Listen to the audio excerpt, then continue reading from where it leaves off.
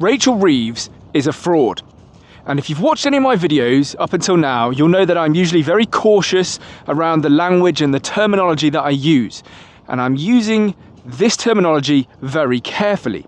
I say that she's a fraud and not a liar because there is a salient difference. Lying is not necessarily a crime, but fraud is. So in this video, I'm going to show you exactly how Rachel Reeves has committed fraud on her lofty rise all the way to being Chancellor of the Exchequer.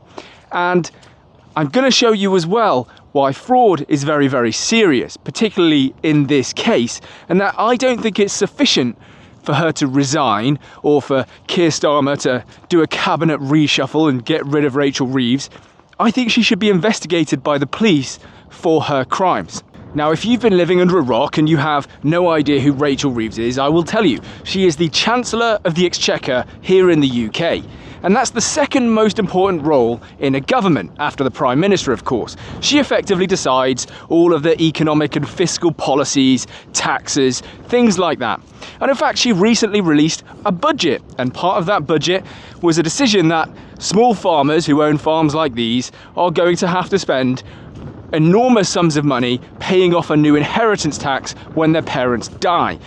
Now, because farmers don't make very much from the land that they own, this is effectively going to force them to sell that land. What a blunder, I hear you say. The farmers are all going to have to sell their small farms. Well, yes. And how did we get here? Well, because Rachel Reeves, in her infinite wisdom, didn't even bother to carry out an impact assessment of her own budget. That should be mandatory, and anyone with half a brain cell would know that you should be doing that. So is there something else at play here?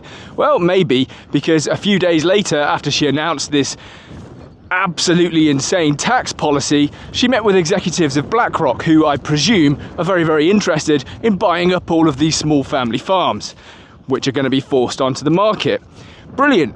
Thank you, Rachel. Oh, and one other point, what is her justification for this tax? Because of course it will raise money. £500 million a year to be exact, which apparently we need for the NHS. Now that is enough money to keep the NHS running for precisely one day.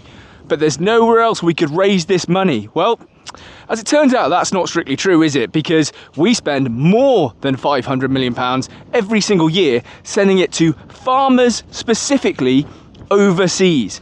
So we are taxing our own farmers £500 million while sending £500 million to farmers overseas. You cannot make that up. That is so terrible.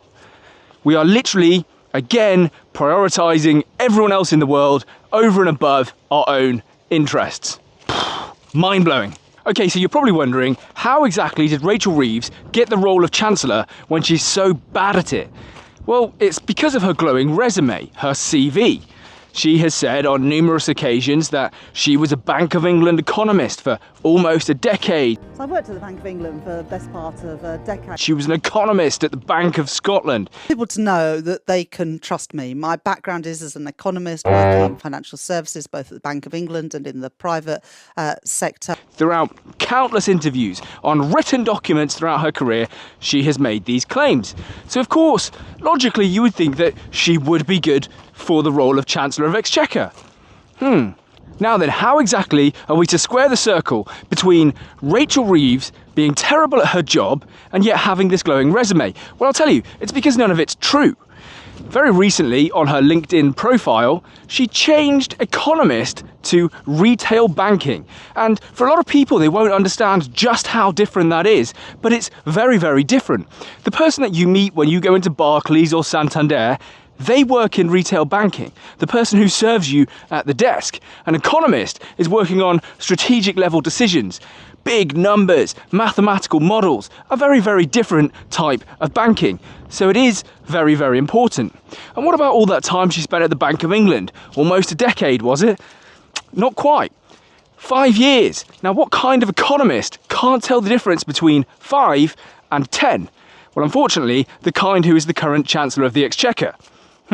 Okay, so we've assessed that she was deceitful, but the deception is very, very important. It's not just lying, it's fraud. It's fraud because she used that deception to gain employment. and to give herself more credentials than she actually has.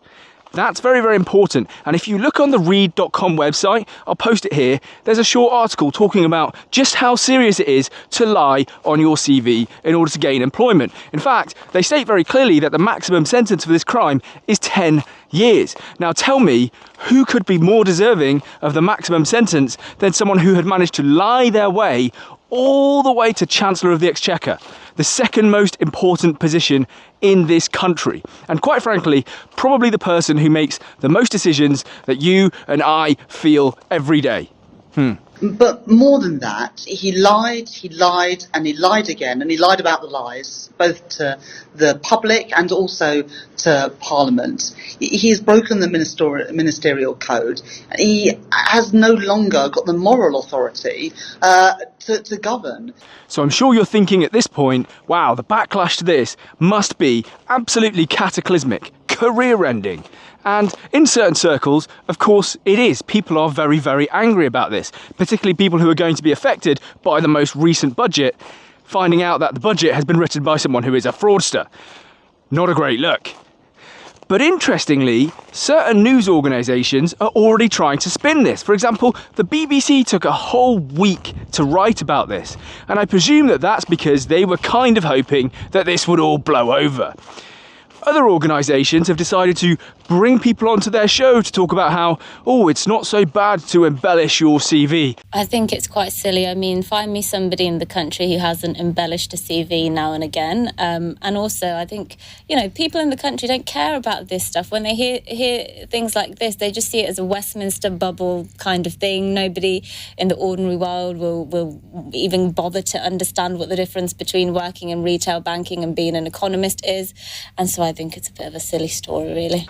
Yes, it is. You have missed the point. Now, of course, I can sympathise to an extent with someone who lies on their CV to try and get a low-skilled job to feed their family in McDonald's. Of course, I understand, and I do not want that person to go to prison for 10 years. But if you have lied specifically to rise through the ranks of power to become the Chancellor, then yes, that's very, very serious and very, very bad.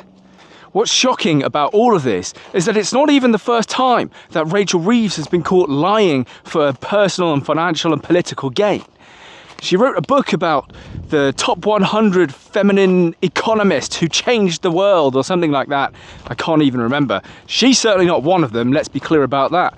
But in the book, she plagiarised other authors. Eventually she had to come clean and she said, I hold my hands up that I copied other people's work for my book, for my own personal financial gain, and probably to try and present myself as a really credible economist, which she is not, just to be absolutely clear. Now look, the police say that they police without fear or favour, that we're all equal under the law, and I very much would like to see that taken into effect.